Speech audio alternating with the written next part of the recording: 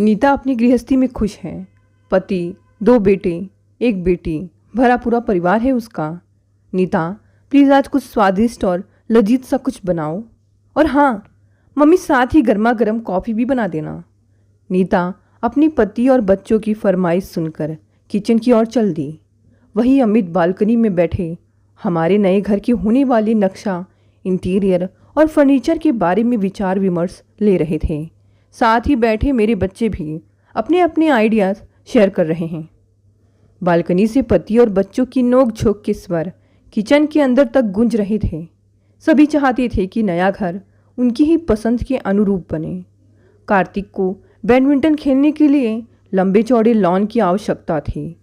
व्यावसायिक बुद्धि का सार्थक मकान के बाहरी हिस्से में एक दुकान बनवाने के हक में था।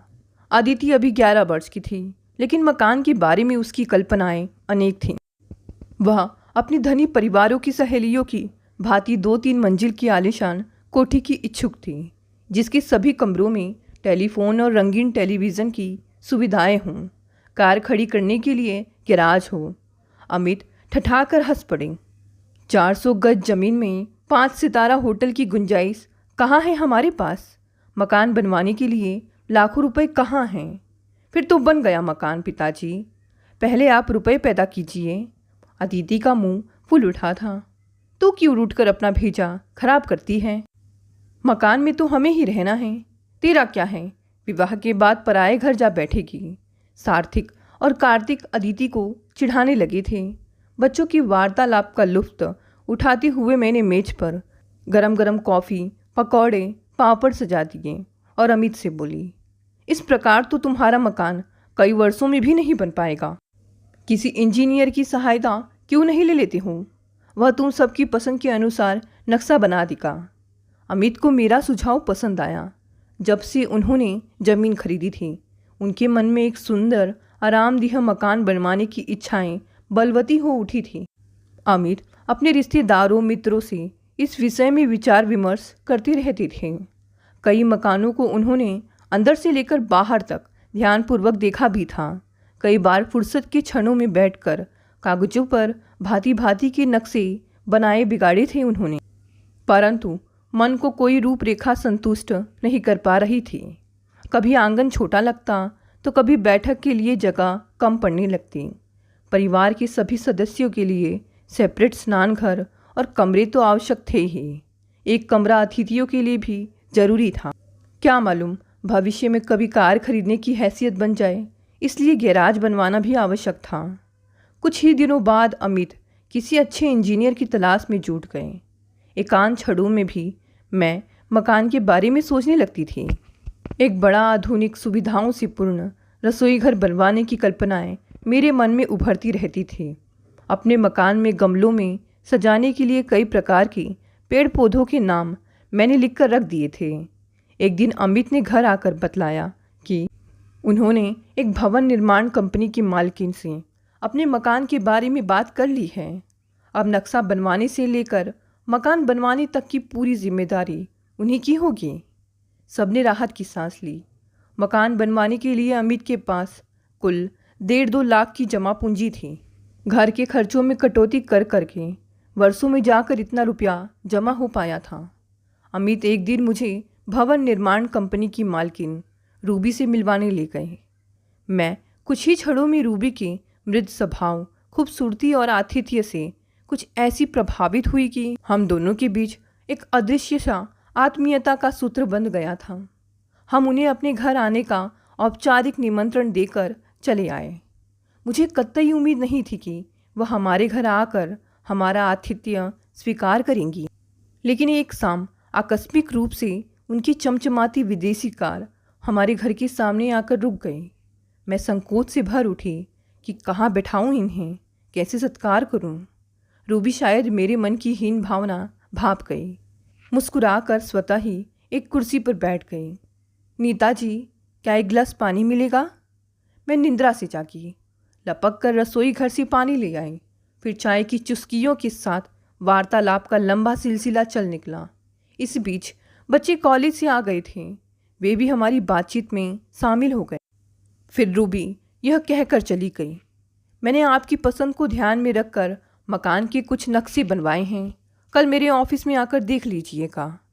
रूबी के जाने के बाद मेरे मन में अनेक अनसुलझे प्रश्न डोलते रह गए थे कि उसका परिवार कैसा है, पति कहाँ हैं और क्या करते हैं, इनके संपन्न होने का रहस्य क्या है। कभी कभी ऐसा लगता कि मैं रूबी को जानती हूँ, उनका चेहरा मुझे परिचित जान पड़ता, लेकिन बहुत याद करने पर भी कोई ऐसी स्मृति जागृत नहीं हो पाती थी। कभी मैं सोचने लगती कि शायद अधिक आत्मीयता हो जाने की वजह से ऐसा लगता होगा। अगले दिन शाम को मैं और अमित दोनों उनके ऑफिस में नक्शा देखने गए। एक नक्शा छांटकर संतुष्ट भाव से हमने वैसा ही मकान बनवाने की अनुमति दे दी। बातों ही बातों में अमित कह उठे, रुपए की कमी के कारण शायद हम पूरा मकान एक साथ नहीं बनवा पाएंगे। रूबी झट आश्वासन देने लगी, आप निश्चिंत रहिए, मैंने आपका मकान बनवाने की जिम्मेदारी ली है तो पूरा बनवा कर ही रहूँगी। बाकी रुपए मैं अपनी जिम्मेदारी पर आपको कर्ज दिलवा दूंगी, आप सुविधानुसार धीरे धीरे चुकाते रहिए। अमित उनके एहसान के बोझ से दब से गए। मुझे रूबी और भी अपनी सी लगने लगी। नक्शा पास हो जाने के पश्चात मकान का निर्माण कार्य शुरू हो गया। अब तक रूबी का हमारे यहाँ आना जाना बढ़ गया था। अब वह खाली हाथ ना आकर बच्चों के लिए फल, मिठाइयाँ और कुछ अन्य वस्तुएं लेकर आने लगी थी। आते ही वह सबके साथ घुल मिलकर बातें करने लग जाती। रसोई घर में पटरे पर बैठकर आग्रह करके मुझसे दाल रोटी लेकर खा लेती। मैं संकोच से गड़ जाती, उन्हें फल मिठाइयाँ लाने को मना करती, परंतु वह नहीं मानती थी। अमित मुझसे कहते, रूबी जी जो करती हैं उन्हें करने दिया करो, मना करने से उनका दिल दुखेगा, उनके अपने बच्चे नहीं हैं, इसलिए वह हमारे बच्चों पर अपनी ममता लुटाती रहती हैं। मैं परेशान सी हो उठती। भरे पूरे शरीर की स्वामिनी रूबी के अंदर ऐसी कौन सी कमी है जिसने उन्हें मातृत्व से वंचित कर दिया है। मैं उनके प्रति असीम सहानुभूति से भर उठती थी। एक दिन मन का क्षोभ अमित के सामने प्रकट किया तो उन्होंने बताया, रूबी जी के पति अपाहिज हैं, बच्चा पैदा करने में असमर्थ हैं। एक ऑपरेशन के दौरान डॉक्टरों ने गलती से उनकी शुक्राणु वाली नस काट दी थी। मैं और अधिक सहानुभूति से भर उठी। अमित बताते रहे, रूबी जी के पति की प्रथम पत्नी का एक पुत्र उनके साथ रहता है, जिसे उन्होंने माँ की ममता देकर बड़ा किया है। इतनी बड़ी फर्म, दौलत, प्रसिद्धि, सब कुछ रूबी जी के अटूट परिश्रम का सुखद परिणाम है। अचानक मेरे मन में ख्याल आया, रूबी की गुप्त बातों की जानकारी अमित को कैसी हो गई? कब और कैसे दोनों के बीच इतनी अधिक घनिष्ठता हो गई कि वे दोनों गहरे संबंधों पर भी चर्चा करने लगे हैं। मैंने इस विषय से अमित से प्रश्न किया तो वह झेप कर खामोश हो गए। मेरे अंदर में संदेह का कीड़ा कुलबुला उठा था। मुझे लगने लगा कि रूबी अकारण ही हम लोगों से आत्मीयता नहीं दिखलाती है। वह हमारे बच्चों पर खर्च करके हमारे घर में अपना स्थान बनाना चाहती है। कोई ऐसे ही तो किसी को हजारों का कर्जा नहीं दिलवा सकता। इन सब का कारण अमित के प्रति उनका आकर्षण भी तो हो सकता है। अमित 50 वर्ष के होने पर भी स्वस्थ और सुंदर थे। शरीर मोहकता के कारण अपनी आयु से कई वर्ष छोटे दिखते थे। किसी समायु की महिला का उनकी ओर आकर्षित होना आश्चर्य की बात नहीं थी। मैं सोचने लगी, रूबी जैसी सुंदर महिला एक अपाहिज आदमी के साथ संतुष्ट रह भी कैसे सकती है? मुझे अपना घर उजड़ता हुआ लगने लगा था। अब जब भी रूबी मेरे घर आती, मेरा मन उनके प्रति कड़वाहट से भर उठता था। उनकी मधुर मुस्कुराहट के पीछे छल कपट दिखाई देने लगता। ऐसे लगता जैसे रूबी अपनी दौलत के कुछ सिक्के मेरी झोली में डालकर मुझसे मेरी खुशियाँ और मेरा पति खरीद रही है। मुझे रूबी उनकी लाई गई वस्तुओं और उनकी दौलत से नफरत होती चली गई। मैंने उनके ऑफिस जाना बंद कर दिया। वह मेरे घर आती तो मैं बीमारी या व्यस्तता का बहाना बनाकर उन्हें टालने का प्रयास करने लगती थी। मेरे बच्चे और अमित उनके आते ही उनकी आवभगत में जुटने लगते थे। यह सब देख मुझे बेहद बुरा लगने लगता था। मैं रूबी के जाने के पश्चात बच्चों को डांटने लगती, तुम सब लालची प्रवृत्ति के क्यों बनते जा रहे हो? क्यों स्वीकार करते हो इनके लाए उपहार? इनसे इतनी अधिक घनिष्ठता किस लिए? कौन है यह हमारी? मकान बन जाएगा फिर हमारा और इनका रिश्ता ही क्या रह जाएगा। बच्चे सहम कर मेरा मुंह देखते रह जाते, क्योंकि अभी तक मैंने उन्हें अतिथियों का सम्मान करना ही सिखाया था। रूबी के प्रति मेरी उपेक्षा को कोई नहीं समझ पाता था। सभी मेरी मनोदशा से अनभिज्ञ थे। मकान के किसी कार्यवश जब भी अमित मुझसे रूबी के ऑफिस चलने को कहते, मैं मना कर देती। वह अकेले चले जाते तो मैं मन ही मन कुढ़ती रहती, लेकिन ऊपर से शांत बनी रहती थी। मैं अमित को रूबी के यहाँ जाने से नहीं रोकती थी। सोचती, आदमियों पर प्रतिबंध लगाना क्या आसान काम है। पूरा दिन घर से बाहर बिताते हैं। कोई पत्नी आखिर पति का पीछा कहाँ तक कर सकती है। मेरे मनोभावों से बेखबर अमित जब तब रूबी की प्रशंसा करने बैठ जाते। अक्सर कहते, रूबी जी से मुलाकात नहीं हुई तो हमारा मकान इतनी जल्दी नहीं बन पाता। कभी कहते, रूबी जी दिन रात परिश्रम करके हमारा मकान इस प्रकार बनवा रही हैं जैसे वह उनका अपना ही मकान हो। कभी ऐसा भी हो सकता है कि रूबी अपने किसी निजी कार्यवश अमित को कार में बिठाकर कहीं ले जाती। अमित घंटों के पश्चात प्रसन्न मुद्रा में वापस लौटते और बताते कि वह किसी बड़े होटल में रूबी के साथ भोजन करके आ रहे हैं। मेरे अंदर की औरत यह सब सहन नहीं कर पा रही थी। मैं यह सोचकर ईर्ष्या से जलती भूनती रहती कि रूबी की खूबसूरती ने अमित के मन को शायद बांध लिया है। अब उन्हें मैं फीकी लगने लगी हूँ। उनके मन में मेरा स्थान रूबी लेती जा रही है। कभी मैं शांत होकर सोचने लगती, इस शहर में मकान बनवाने से मेरा जीवन ही नीरस हो गया। एक शहर में रहते हुए अमित और रूबी का साथ कभी नहीं छूट पाएगा। अब अमित मुझे पहले की भांति कभी प्यार नहीं दे पाएंगे। रूबी अदृश्य रूप से मेरी सौत बन चुकी है। हो सकता है दोनों। नहीं, यह मैं क्या सोचने लगी। लेकिन होटलों में जाने का और मकसद हो भी क्या सकता है। हमारा मकान पूरा बन गया तो मुहूर्त करने के पश्चात हम अपने घर में आकर रहने लगे। रूबी का आना जाना और अमित के साथ घुल मिलकर बातें करना कम नहीं हो पाया था। एक दिन मेरे मन का आक्रोश जबान पर फूट पड़ा। अब इस औरत के यहाँ आना जाना बंद क्यों नहीं कर देते। मकान कभी का बनकर पूरा हो चुका है। अब इस फालतू मेल जोल का समापन हो जाना ही बेहतर है। कैसी स्वार्थियों जैसी बातें करने लगी हो। रूबी जी ने हमारी कितनी सहायता की थी, अब हम उनका तिरस्कार कर दें, क्या यह अच्छा लगता है। तब क्या जीवन भर उसे गले से लगाए रहोगे। तुम्हें जलन होती है उसकी खूबसूरती से। अमित मेरे क्रोध की परवाह ना करके मुस्कुराते रहे, फिर लापरवाही से बाहर चले गए। क्रोध और उत्तेजना से मैं काँप रही थी। जी चाह रहा था कि अभी जाकर उस आवारा चरित्रहीन औरत का मुंह नोच डालूं। अपने अपाहिज पति की आंखों में धूल झोंक कर पराए मर्दों के साथ गुलछर्रे उड़ाती फिरती है।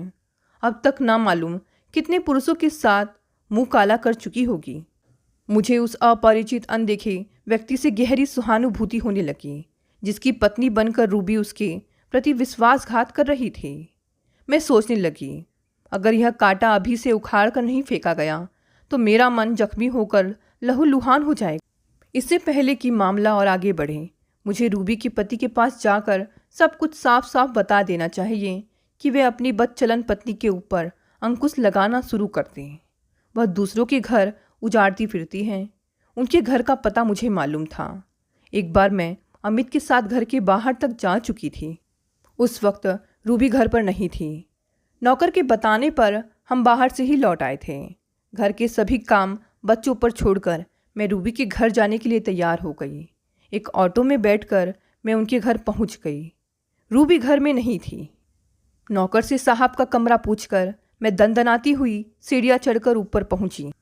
नौकर ने कमरे के अंदर जाकर साहब को मेरे आगमन की सूचना दी दी। फिर मुझे अंदर जाने का इशारा करके वह किसी काम में लग गया। दरवाजे पर लहराता पर्दा एक और खिसकाकर मैंने अंदर प्रवेश किया तो सभी शब्द मेरे हलक में ही सूख गए। सामने कुर्सी पर एक ऐसा इंसान बैठा हुआ था जिसकी कमर के नीचे दोनों टांग गायब थी। उसे इंसान ना कहकर सिर्फ एक धड़ कहा जाए तो बेहतर होगा। आ जाओ नीता, मुझे विश्वास था जीवन में दोबारा तुमसे मुलाकात अवश्य होगी। एक दर्दीला चीर परिचित स्वर गूंज उठा। उस पुरुष को पहचान कर मेरी रोआ रोआ सिहर उठा था। पैरों तले जमीन खिसकती जा रही थी। यह कोई और नहीं, मेरे भूतपूर्व पति नितिन थे। इनसे वर्षों पहले मेरा तलाक हो चुका था। फिर मैंने अमित के साथ नई दुनिया बसा ली थी और अमित को अपने अतीत से हमेशा अनभिज्ञ रखा था। अब नितिन को देखकर मेरे कड़वे अतीत का वह काला पन्ना फिर से उजागर हो गया था, जिसकी यादें मन की गहराइयों में दफन हो चुकी थी। वर्षों पहले माँ बाप ने बड़ी धूमधाम से मेरा विवाह नितिन के साथ किया था। नितिन एक कुशल वास्तुकार थे, घर भी संपन्न था। विवाह के प्रथम वर्ष में ही मैं एक सुंदर स्वस्थ बेटे की माँ बन गई थी। फिर हमारी खुशियों पर एकाएक वज्रपात हुआ। एक सड़क दुर्घटना में नितिन की दोनों टांगों की हड्डियां टूटकर चूर चूर हो गई थी। जान बचाने हेतु डॉक्टरों को उनकी टांगें दोनों काटनी पड़ी थी। एक अपाहिज पति को मेरा मन स्वीकार नहीं कर पाया। मैं खिन्न हो उठी, बात बात पर लड़ने चिड़चिड़ाने लगी। मन का असंतोष अधिक बढ़ गया तो मैं नितिन को छोड़कर मायके में जाकर रहने लगी थी। मायके वालों के प्रयासों के बाद भी मैं ससुराल जाने को तैयार नहीं हो पाई तो सबने मुझे दुखी देखकर मेरा तलाक कराने के लिए कचहरी में प्रार्थना पत्र दिलवा दिया। मैं नितिन से छुटकारा पाकर किसी समर्थपूर्ण पुरुष से विवाह करने के लिए अत्यंत इच्छुक थी। एक दिन हमेशा के लिए हमारा अलगाव हो गया। कानून ने नितिन की विकलांगता के कारण हमारे बेटे रोहन को मेरी कस्टडी में दे दिया। रोहन की वजह से मेरे पुनर्विवाह में अड़चनें आने लगी। बच्चों वाली स्त्री से विवाह करने के लिए कौन पुरुष तैयार हो सकता था? मेरे मायके वाले भी रोहन की जिम्मेदारी अपने कंधों पर लादने के लिए तैयार नहीं हो पाए। इन सब बातों की जानकारी हो जाने पर एक दिन नितिन की माताजी मेरे मायके आ पहुंची। उन्होंने रो रो कर रोहन को मुझसे ले लिया। नितिन की माताजी प्रसन्न मन से वापस लौट आई। मेरा बोझ हल्का हो गया था। रोहन की जुदाई के गम से अधिक मुझे दूसरे विवाह की अभिलाषा थी। एक दिन मेरा विवाह अमित से संपन्न हो गया। हम दोनों का यह दूसरा विवाह था। अमित विधुर थे। विवाह की पहली रात ही हम दोनों ने अपने अपने अतीत को हमेशा के लिए भुला देने की प्रतिज्ञा कर ली थी।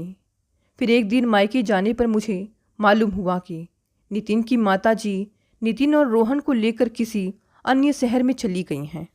बैठो नीता, खड़ी क्यों हो? लगता है मुझे अचानक देखकर हैरान रह गई हो। तुमने तो समझ लिया होगा कि मैं मरखप गया हूँगा। नहीं नितिन, ऐसा मत कहो। सभी को जीवित रहने का पूरा पूरा अधिकार है। मेरे मुंह से अचानक निकल गया और मैं एक कुर्सी पर निढाल सी बैठ गई। मेरे जीवित रहने का अधिकार तो तुम छीन कर ले गई थी। नीता, तुम छोड़कर चली गई तो मैं लाश बनकर रह गया था। अगर रूबी का सहारा नहीं मिलता तो मैं अब तक अवश्य मर चुका होता। आज रूबी की बदौलत ही मैं इतनी बड़ी फर्म का मालिक बना बैठा हूँ। बहुत प्रयत्न करने के बाद भी मेरे आंसू रुक नहीं पाए। मैंने मुंह फेर कर रुमाल से अपना चेहरा साफ किया। नितिन कहते जा रहे थे, तुम्हें वह नर्स याद है जो मेरी देखभाल के लिए माँ ने घर में रखी थी? वह शर्मीली सी छुई मुई लड़की राधिका। ओह, अब मैं समझी कि मुझे रूबी जी का चेहरा इतना जाना पहचाना क्यों लग रहा था। तुम राधिका को नहीं पहचान पाई, परंतु राधिका ने पहली बार देखकर ही तुम्हें पहचान लिया था। उसने मुझे तुम्हारे बारे में, तुम्हारी आर्थिक स्थिति और रहन सहन के बारे में सब कुछ बतला दिया था। मैं तुम्हारी यथासंभव सहायता करने के लिए तुरंत तैयार हो गया था। मेरे आग्रह पर रूबी ने कदम कदम पर तुम्हारी और तुम्हारे पति की मदद की थी। मेरे पैर मौजूद होते तो मैं खुद चलकर तुम्हारे घर आता, तुम्हारे सामने दौलत के ढेर लगा कर कहता, जितनी दौलत की आवश्यकता हो लेकर अपनी भूख मिटा लो। तुम इसी वजह से मुझे छोड़कर गई थी कि मैं अपाहिज हूँ, दौलत पैदा करने में असमर्थ हूँ। तुम्हें पूर्ण शारीरिक सुख नहीं दे पाऊँगा। कहते कहते नितिन का गला भर आया था। बस रहने दो नितिन, मैं और अधिक नहीं सुन सकूंगी। मैं रो पड़ी। एक जहरीली चुभती हुई यादगार ही तो हूँ। भुला क्यों नहीं दिया मुझे? कैसे भुला पाता कि मेरे रोहन की तुम माँ हो? रोहन कहाँ है नितिन? वह कैसा है? क्या मैं उसे देख सकती हूँ? मैं उत्सुक होकर कुर्सी से उठकर खड़ी हो गई। नितिन अपने आप को संयंत्र कर चुके थे। रोहन यानी निकुंभ से तुम रूबी के ऑफिस में मिल चुकी हूँ। वह रूबी के बराबर वाली कुर्सी पर बैठकर ऑफिस के कामों में उसका हाथ बटाता है। अब वह एक प्रसिद्ध वास्तुकार है। तुम्हारे मकान का नक्शा उसी ने तैयार किया था। सच? वही मेरा रोहन है। हर्ष व उत्तेजना से मैं गदगद हो उठी। मेरी आंखों के सामने वह गोरा स्वस्थ युवक घूम गया जिससे मैं कई बार मिल चुकी थी, बातें कर चुकी थी। मेरे मकान के मुहूर्त पर वह रूबी के साथ मेरे घर भी आया था। अचानक मेरे मन में एक अनजाना डर उभर आया। क्या रोहन जानता है कि मैं उसकी माँ हूँ? नहीं, वह उस माँ से नफरत करता है जो उसके अपाहिज पिता को छोड़कर सुख की तलाश में अन्यत्र चली गई थी। वह रूबी को ही अपनी सगी माँ मानता है। जानती हो नीता, वह मुझे कितना चाहता है, मेरे बिना भोजन नहीं करता। नितिन, मेरी एक बात मानोगे? कहो नीता। रोहन से कभी मत कहना कि मैं उसकी माँ हूँ। यही कहना कि रूबी ही उसकी असली माँ है। रोती हुई मैं नितिन के कमरे से बाहर निकल आई। जिस पौधे को मैं उजाड़ कर चली गई थी, रूबी ने उसे जीवन दान देकर हरा भरा कर दिया था। मैं सोचती रह गई कि स्वार्थी रूबी है या मैं। कितना गलत समझ बैठी थी मैं रूबी को। इस महान नारी ने 2 बार मेरा घर बसाया था। एक बार अपाहिज नितिन और मासूम बेसहारा रोहन को अपनाकर, और दूसरी बार मेरा मकान बनवाकर। मैं सीढ़ियाँ उतरकर नीचे आ गई, पर वापस लौटी तो मेरे चेहरे की उड़ी हुई रंगत देखकर बच्चे और अमित सब सोच में पड़ गए। एक साथ ही मुझसे कारण पूछने लगे। मैंने एक गिलास पानी पिया और इत्मीनान से बिस्तर पर बैठकर अमित से कहने लगी, सुनो, तुम रूबी जी के ऑफिस में जाकर उन्हें और उनके पूरे परिवार को रात के खाने के लिए आमंत्रित कराओ। उन्होंने हमारे लिए इतना सब किया है, हमारा भी तो उनके प्रति कुछ फर्ज है। बच्चे हैरानी से एक दूसरे का मुंह ताकते रह गए। अमित मेरी ओर ऐसे देखने लगे जैसे कह रहे हूँ, औरत सचमुच एक पहेली होती है, उसे समझ पाना असंभव है। दोस्तों, ये छोटी सी कहानी यहीं समाप्त हो गई। कहानी पसंद आई तो इसे लाइक, शेयर और कमेंट करें। साथ ही साथ नए हैं तो इस चैनल को भी सब्सक्राइब कर लें। धन्यवाद दोस्तों, मिलते हैं अगली नई कहानी से।